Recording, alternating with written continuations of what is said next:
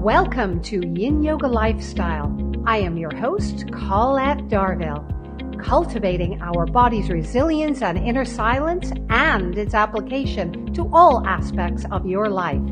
Let's become enlightened and enjoy the power of intuitiveness and creativity.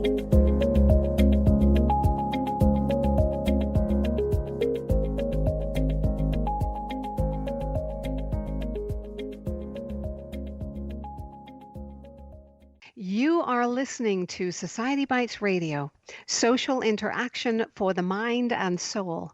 Hello, and thank you for joining us today. I am your host, Colette Darville, and this is Yin Yoga Lifestyle. So now let us take a deep meditative breath. Inhale, so. Exhale, hum. From a very early age, living in a rural area outside Austin, Texas, Val Heart was already communicating with her animal friends. Val is now a leading animal communication expert, internationally recognized pet psychic, and master healer. She is a TedX speaker and pet advisor to the stars.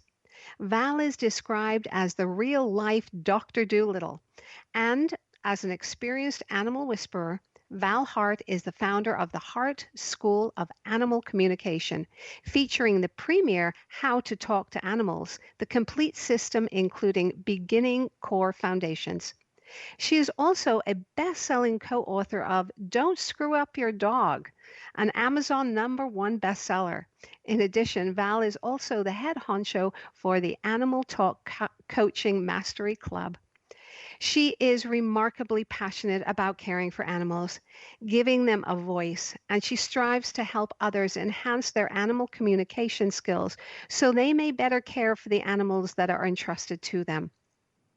Val is considered an important thought leader in the field of animal communication and healing, and specializes in creating learning environments to support students in mastering the art of animal communication. She is also a Parama certified master level Body Talk Institute practitioner for people and animals, and is a leading expert in the human animal body mind connection.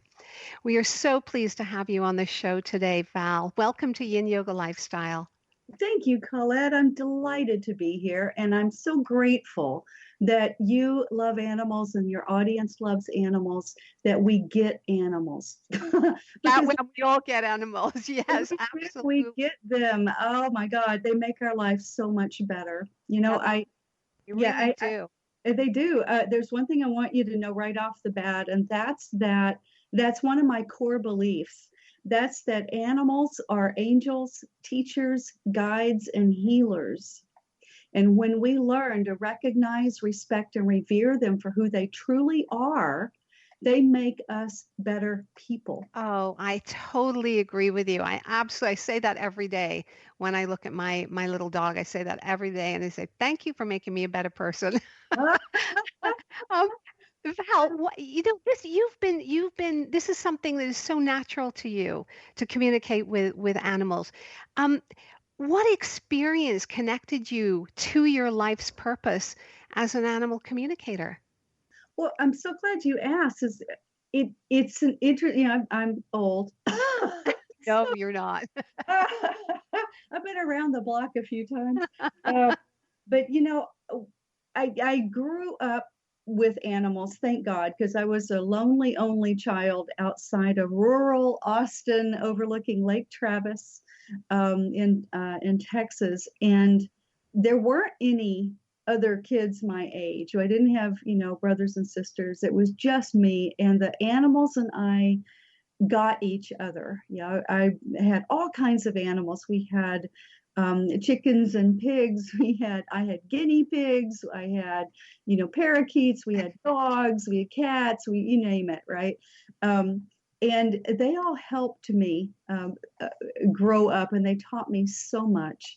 But I went on. I grew up. I'll tell you more of that story later. But fast forward, I graduated college. I got my master's degree. I started my own corporation was head of my own corporation for 4 years doing market research and market surveys, marketing consulting, and I hated it. Oh, yeah, I bet you did. I was like, I don't want to do this anymore. Uh, so I'm doing kind of a dark night of the soul, sort of a, what do I want to do with my life? What makes me happy? What brings me joy? Mm. I want to turn four-letter bad word work into the four-letter. It's like play. It's like I can't wait to do this. I every day I get Yeah. delighted to make a difference in the world in some way. So I'm going through that process, and I was married to a professional tenor, Wow. and he had a very expensive sound system in our living room, and it had huge Bose speakers that the cats were using as scratching posts. This was not a good thing. They were going to lose their life or lose their home.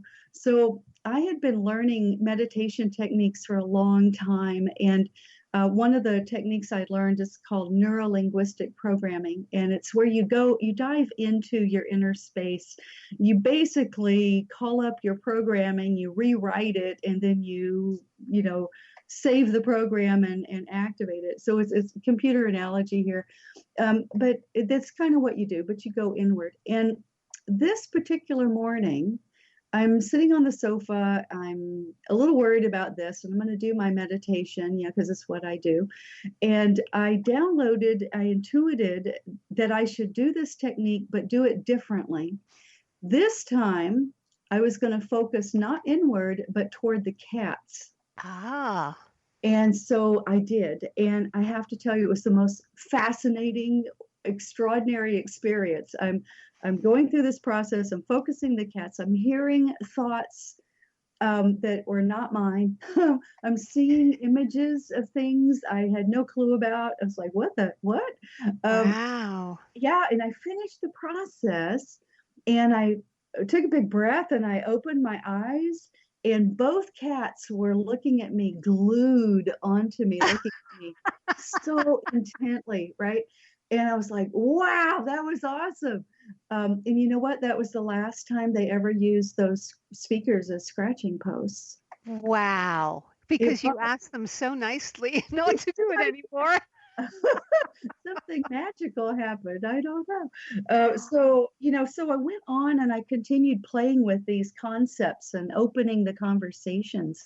Mhm. And a couple of months later, I found myself at a stable here in a stall with a friend of mine who does extraordinary body work. And she's working on this black Percheron mare. Her name was Valkyrie, like a black beauty. I mean, the Mhm. gorgeous horse. But Valkyrie had this giant knot in her hip. It was just this bigger than my fist, this big Ooh, injury. painful. Yeah, painful. So my friend Charlene's gift is to melt scar tissue, realign a structure, Mm. increase, optimize efficiency and functioning in the body. And nothing she was doing was making a difference with this giant knot in the mare's hip. And we're talking, it's just me, it's just Charlene, and it's just the horse. There's nobody else there. It's a cold, rainy day in January in San Antonio, Texas. And Wow. at one point, I heard Valkyrie very clearly in my head. She had a comment about something that we were talking about. And I kind of blinked and went, wow. I heard her as clearly as hopefully you can hear my voice today. It was powerful, it was strong, had resonance, it was just wow, it was just a wow experience. So I told Charlene what I had just heard, and she said, oh my God, that makes total sense to me. Well, would you ask her this question? And so we got into this really wonderful conversation. And at one point, Charlene said, would you ask her what happened to her hip? I can't figure this out. I don't even know where it came from. What happened? And so Valkyrie took me into her memories. And it was like I was having a three-dimensional experience in her memory where she was. I could smell the caliche dirt. I could feel the heat to the day.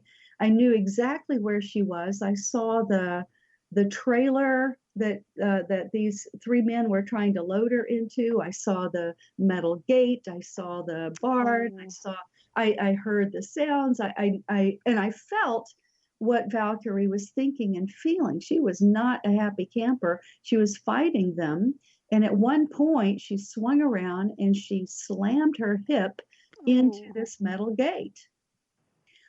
And Mm. when she finished telling me the story, she took this big breath. Yeah. And she let it out. Her head went down, her eyes went half masked. She starts licking and chewing. She totally relaxes. And that knot in her hip, it literally disappeared. It melted. My Right goodness. It just Wow. melted right before our eyes. All of that, you know what? You probably heard the saying, the issues are in the tissues. Yes. Yes. So that's what had happened. And until someone had heard her and respected her enough to ask and cared and listened to her story, she hadn't been able to let it go. Wow. And that's how you got into the human animal body mind connection, I'm assuming. Was that the beginning of that for you? Well, that's a little different. Yeah. The human animal body mind connection is a phenomenon that I've been exploring for years. And it Right. says that our animals and others in our life, they act out and reflect and mirror our wounds, our stress, our imbalances. They act it out for us, they reflect it back to us. So Mm. it literally means that they carry our stress. They can carry it in their own body. So I'm that's amazing, isn't it? yeah, it is. That's one of the problems with trying to sort out solving problems with animals, which is my specialty, um, is because we have to figure out where the problems are coming from in the first place. And if they are not the animal's problem, they're actually the human's problem, then we have to shift gears and help the human heal and give the animal permission to not do that anymore. Right? Thank you. Right. The message Yeah. has been heard, and you can stop doing that. We got it. And what happens out of that is really extraordinary. So the human heals, they get to process their stuff, be responsible. So they get to see their own wound more clearly, so they can deal with it better. They can Yeah. change their behavior, change whatever they need to to adjust. And their animal gets to be the happy, healthy, fabulous being that they truly are. Yeah. So it's an extraordinary experience. So once you understand it, if you're having a problem with your animal, the first thing to ask is, whose is this? Is this mine or yours? Mhm.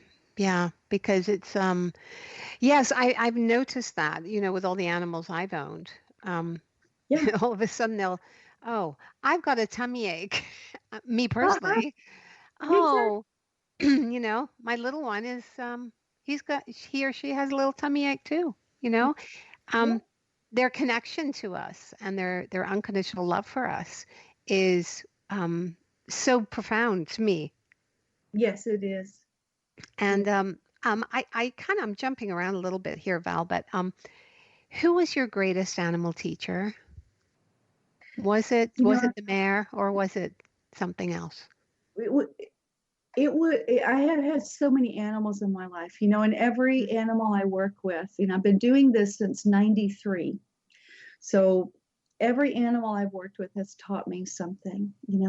But Mm-hmm. when I look back for the greatest teacher, I have to look back to my teenage years. When I was 13, I was manically depressed and suicidal. Mm-hmm. And one of the gifts that my parents had given me that year was my first horse, a mare. Her name was Maisie. And Maisie became my best friend in the world. And every night, I would be in the dark night of the soul, trying to